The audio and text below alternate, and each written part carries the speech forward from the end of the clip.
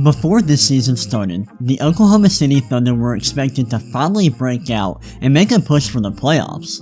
They lived up to those expectations, but they didn't stop at just making the playoffs, as they have become one of the top teams in the Western Conference standings.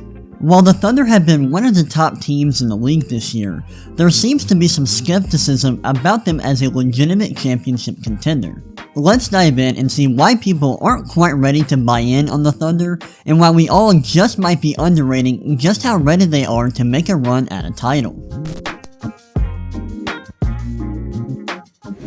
Let's start by talking about the Thunder's offense, which has been one of the more efficient units in the NBA this season, led by their superstar guard gilgeous-alexander.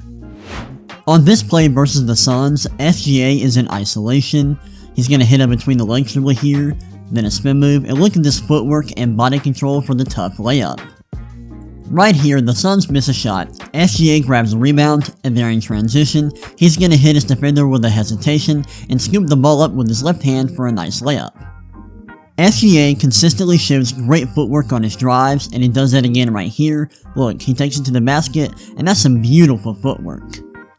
On this play versus the Blazers, it looks like the Blazers are prepared for a screen on the left side of this defender at the top of the three-point line, and so the Trailblazers are prepared to go right on defense, but that's not where the Thunder are going, and SGA takes advantage of this defensive mistake, and he ends up getting a wide open dunk. Here's another drive versus the Blazers. He's going to split the defenders, slows down a bit, and that gets him a wide open layup.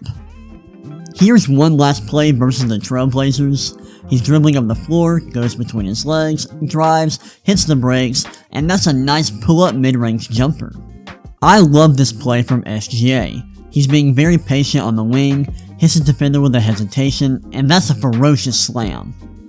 Another big reason why the Thunder have been so good on offense this season is because of Chet Holmgren, who has provided a lot of value as a three-point shooter and has been really good as a roll man on pick and rolls.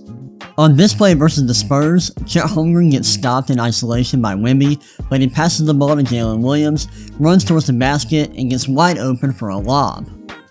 On this play, he's going to act like he's screening, he slips, that gets him wide open, and that's a solid finish. Here's another play just like that. This time he's going to act like he's screening, but he pops, now he's open for a three-pointer, and he hits it. Here's another example of him doing this. On this play, SGA is handling the ball, Chet fakes a screen, slips out to the three-point line, and then he shoots it in rhythm, and that is money. Now here's an example of him shooting the ball off the dribble. He's in transition here, handling the ball, pulls up off the dribble, and that is wicked for a guy his size. I also love the way that Chet Holmgren is able to score off the dribble. On this play, he's going to catch the ball, pump fake, drive, hits a spin move, and that is just not normal for a 7-footer. Now, a vast majority of the Thunder's offense comes through isolations, pick and rolls, and spot-ups. However, they are able to be efficient on other types of sets.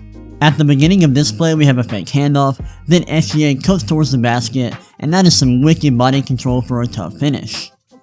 On this play, Jalen Williams comes off a pin down from SGA, we got a little handoff, and he takes it right to the basket.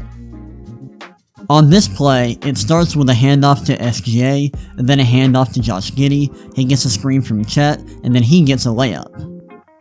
I also have to give a huge shout out to the Thunder's role players. They've been one of the top 3-point shooting teams in the league this year, and that wouldn't be possible without guys like Luguentz Dort, Isaiah Joe, and Cason Wallace being great shooters from behind the arc. Now, I do have one major concern with the Thunder's offense, and that has a lot to do with Josh Giddey and his fit with the rest of the roster. Giddey is a naturally gifted passer, but he's not a great scorer, and he definitely isn't a good shooter, and this has become a big problem lately as teams have started to leave him wide open from behind the three-point line. Like, look at this, Josh Giddey is wide open and the Suns are not respecting his jump shot whatsoever. Here's another example of this. Right here, the Thunder, they're going to try to run a ball screen. The Suns are totally focused on stopping that, and they're leaving Josh Giddey wide open in the corner. And he has to hit this, but he doesn't. Josh Giddey's lack of a jump shot is a huge issue, and this is going to make it easier for the Thunder's opponents to defend them in the playoffs. Still, I love what the Thunder do offensively. I think Gilgeous-Alexander has been an amazing scorer and playmaker this year, and it's why he's in the MVP conversation. On top of that, Chet Holmgren has been awesome as a lob threat and three-point shooter, Jalen Williams is having an amazing season in his own right, and they've gotten a lot of contributions from some of their role players. Also, the Thunder are one of the more efficient teams in the league on isolations, pick and rolls, and spot-ups, and you can see their production on these play types on the screen. The way their offense operates translates to the playoffs, and that's great, and I think if they continue to produce at a high level in these areas, they can make it far in the postseason. Now let's talk about the Thunder's defense, which has also been extremely good this season. The Thunder currently rank top 10 in defensive rating, and they do a lot of great things on this end of the floor. One of my favorite things about the Thunder's defense is their ability to protect the rim. On this play, the Nuggets are running pick and roll, Reggie Jackson comes off the screen, drives towards the basket, but Chet swats the shot out of bounds. Chet Holmgren has one of the highest block rates in the league, and as a team, the Thunder do not allow their opponents to shoot well at the rim. On this play, the Mavericks are in transition, Grant Williams catches the pass, tries Eurostep, but Chet Holmgren is not having it. Right here, Chet Holmgren is guarding in isolation, now he's defending in space off the pick, the ball goes to a guard in the paint, and he's able to force a miss. Here's one last play looking at Chet's defense. On this play, the Raptors are running two screens at the top of the key, but Chet Holmgren's playing drop coverage, Schroeder takes a pull-up mid-range jumper, and that's a missed shot. I love how aggressive the Thunder are on defense. Right here, Dort is one-on-one with Kevin Durant, puts his hands in the cookie jar, gets a steal, and that leads to a dunk in transition. Right here, Jeremy Grant is driving towards the basket, he spins, Jalen Williams strips the ball, the Thunder gain possession, SGA is going to throw the ball to Josh Giddey, and that's how defense leads to offense. Here's one last play looking at how aggressive the Thunder are on defense. On this play, it looks like the Trailblazers are running double screens at the top of the three-point line, but their big man's going to roll towards the basket. He's actually open here, but SGA rotated, he gets a steal, and now the Thunder are back on offense. One thing I've noticed about the Thunder's defense is they give up a lot of wide open three-pointers.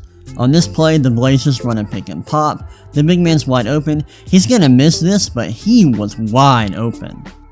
I understand that the Thunder are selective with who they leave open behind the three-point line, but this is still an issue to me. Look at this play, they run a pick and pop, the big man is wide open once again, he drives towards the basket and gets fouled. I'm a really big fan of the Thunder's defense. I think their rim protection is awesome, I love Chet Holmgren's ability to erase shots at the rim, and I like how many great point of attack defenders they have on their roster. I do think they give up way too many open three-pointers, however, overall their defense is really good, and like their offense, their defense is amazing against isolation, pick and rolls, and spot-ups. I think the way their defense operates translates to the playoffs seamlessly. Now, before I end this video, I do want to talk about two issues that I think could hurt the Thunder in the playoffs. The first issue, and this is something that a lot of people have noted recently, is a lack of size and physicality from their big men. The Thunder are one of the worst rebounding teams in the league. Their offensive rebound rate is extremely poor, and they are below average in terms of defensive rebound rate.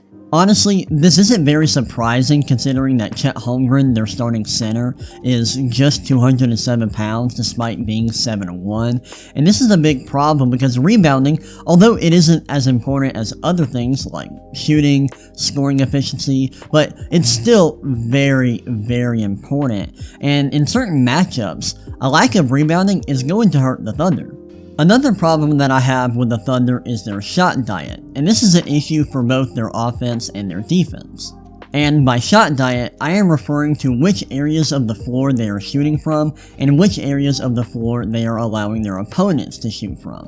On offense, they shoot a lot of mid-range jumpers, and they are below league average in terms of the percentage of their field goal attempts that come at the rim and from behind the arc. Now, they are great at shooting from mid-range, so this doesn't hurt them that much, but if they aren't able to shoot from mid-range in the playoffs, let's say they get some bad shooting variance, that could hurt their offensive efficiency.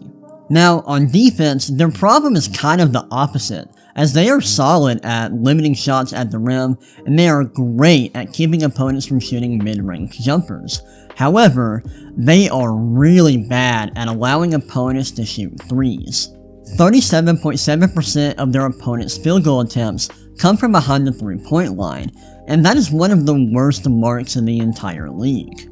Now, you might be thinking, why does this matter? I mean, their defense is awesome. Their defensive rating is really good. Why is this a problem? This matters because, let's say in the playoffs, they face a team who gets hot from three. That's going to hurt their defense a lot because they give up so many three-point shots. Simply because the Thunder take a lot of mid-range shots on offense and give up a lot of three-point field goal attempts on defense, they are susceptible to poor shooting variance. So, what's the verdict? Should we take the Thunder seriously as a championship contender? In my opinion, the answer is yes. Of course, the Western Conference is stacked, and the Thunder don't have a lot of playoff experience. Because of this, it wouldn't be too surprising if they got knocked out early. However, they have so much talent on both ends of the floor, and I think the way they operate translates well to the postseason, and because of this, I wouldn't be too surprised if they made it to the Western Conference Finals, or even the NBA Finals. I wouldn't necessarily bet on the Thunder to win the championship this season, however, they're awesome, and I think they are more prepared to make a run at a title than we realize.